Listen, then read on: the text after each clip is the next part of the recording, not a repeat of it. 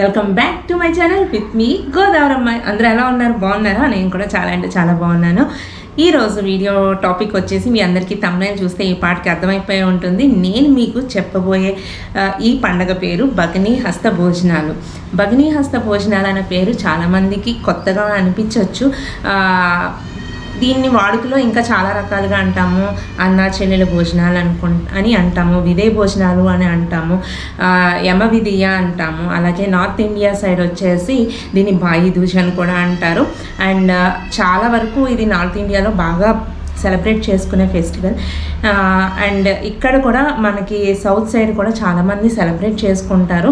And మా ఇంట్లో అయితే మేము ప్రత్యేకంగా రాఖీ పండగ ఎంత ఇంపార్టెన్స్ ఇచ్చి మొత్తం అంతా సెలబ్రేట్ చేసుకుంటామో, అన్నా చెల్లెళ్ళు కానీ అంటే బ్రదర్స్ అండ్ సిస్టర్స్ రిలేషన్షిప్ని సెలబ్రేట్ చేసుకోవడానికి రాఖీ పండగ ఎంత ఇంపార్టెంటో అలాగే ఈ విదయ భోజనాలు కూడా అంతే ఇంపార్టెంట్గా భావించి మేమైతే ఈ ఫెస్టివల్ సెలబ్రేట్ చేసుకుంటాము.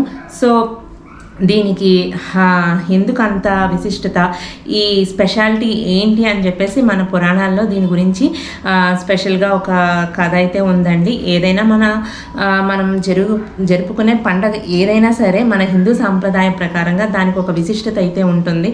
అది ఒక కారణంగానే మనం సెలబ్రేట్ చేసుకుంటాం. సో ఇది వచ్చేసి ఈ భగినీ హస్త భోజనాలు అనేది వచ్చేసి ఒక అన్నా చెల్లెళ్ళ రిలేషన్ దాన్ని ఇంక్రీజ్ చేయడానికైతే ఇది సెలబ్రేట్ చేసుకుంటాం. భగిని అంటే సోదరి, హస్త అంటే చేతితోటి, అంటే సోదరి చేతితోటి ఈ రోజున మనకి సోదరుడికి భోజనం చేసి తినిపిస్తుంది కాబట్టి, వడ్డిస్తుంది కాబట్టి దానికి భగినీ హస్త భోజనం అని పేరు అనమాట. సో ఇది వచ్చేసి కార్తీక శుద్ధ విదియ అనమాట. అంటే దీపావళి వెళ్ళాక వచ్చే రెండో రోజు విధి అనమాట. సో ఈ ఇయర్ వచ్చేసి అది నవంబర్ 6th వచ్చింది. ఆ రోజున మనం ఈ పండుగనైతే సెలబ్రేట్ చేసుకుంటాము. అందుకే దీన్ని విదయ భోజనాలని కూడా అంటాము అండ్ bhaidooj అని కూడా అంటాం అనమాట. సో దీనికి నేను మీకు ఒక పురాణంలో ఒక స్టోరీ కూడా ఉందని చెప్పాను కదా. అదేంటంటే సూర్యభగవానుని సంతానమైన యముడు, అంటే మనకి అందరికీ తెలిసిన యమధర్మరాజు, అతని సోదరి అయిన యమున, మనకి యమునా నదిగా తెలుసు కదా, ఇద్దరు అన్నా చెల్లెళ్ళు అనమాట. యమునకి వివాహం అయిన తర్వాత, అంటే మ్యారేజ్ అయిపోయిన తర్వాత అత్తారింటికి వెళ్ళిపోతుంది కదా, ఆ అన్నని చాలా రోజులు మట్టి రమ్మని పిలుస్తుంది అనమాట. కానీ యమధర్మరాజుకి మనందరికీ తెలిసిందే, ఆయన ఎప్పుడు యాక్టివ్గా ఉండాలి, ఎక్కడికి ఆయనకి చెల్లెల దగ్గరికి వెళ్ళే ఖాళీ ఉండేది కాదు. సో ఒకరోజు అయితే ఆయన కార్తీక శుద్ధ విదయ నాడు యమున దగ్గరికి వెళ్తాడనమాట. వెళ్తే సోదరుని చూసిన ఆనందంలో ఆమె చాలా ఆనందించి చాలా రోజుల తర్వాత అన్నయ్య వచ్చాడు అని చెప్పేసి ఆవిడ రకరకాల పిండి వంటలు చేసి అన్నకి పెడుతుందన్నమాట భోజనాన్ని. అప్పుడు యముడు చాలా ఆనందిస్తాడు.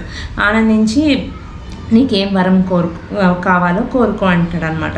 అంటే మనకి దేవతలు మనలాగా ఆ గిఫ్ట్ కావాలి ఈ గిఫ్ట్ కావాలని అయితే అడగరు కదా.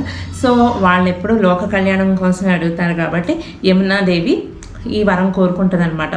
నువ్వు ప్రతి సంవత్సరం ఇలాగే వచ్చి నా దగ్గర భోజనం చెయ్యి, అలాగే ఏ చెల్లెల దగ్గరికైనా అక్క దగ్గరికైనా సోదరుడు వచ్చి ఈ రోజున కనుక భోజనం చేస్తే వాళ్ళకి అపమృత్యు బాధ లేకుండా, అంటే వాళ్ళకి మృత్యువు, అన్వాంటెడ్ డెత్స్ ఉంటాయి కదా, అలాంటివి ఏమీ రాకుండా, అలాంటి భయాలు లేకుండా ఉండేలాగా దీవించు అని చెప్పేసి కోరిక కోరుతుందన్నమాట. సో యముడు కూడా ఏమంటాడంటే, ఓకే, ఈ రోజున ఎవరైతే తన సోదరి ఇంటికి వెళ్ళి ఆమె చేతి వంట భోజనం తింటే కనుక సోదరికి కూడా సౌభాగ్యాలు, అష్టసిద్ధులు, సకల సౌభాగ్యాలు లభిస్తాయి. అలాగే సోదరుడు తన సోదరి చేత కుంకుమ బొట్టు పెట్టించుకుంటే కనుక అతనికి అపమృత్యు భయం అన్నది ఉండదు అని చెప్పేసి వరం ఇస్తాడనమాట. సో దీనికి సంబంధించిన స్టోరీ ఇది. అందుకే ఎంత వీలైతే అంత అవకాశం ఉన్న వాళ్ళైతే కనుక కంపల్సరీ వాళ్ళ బ్రదర్స్ సిస్టర్స్ కలిసి ఆ రోజునైతే ఈ ఫెస్టివల్ సెలబ్రేట్ చేసుకోవడానికి ట్రై చేయాలి. ఇది చాలా బ్రదర్స్ అండ్ సిస్టర్స్ని యొక్క రిలేషన్ పెంచే ఒక ఫెస్టివల్ అనమాట, రాఖీ పండుగలాగా. సో మీ అందరూ కూడా ఈ ఇయర్ చాలా బాగా ఈ ఫెస్టివల్ని సెలబ్రేట్ చేసుకుంటారని అయితే అనుకుంటున్నాను.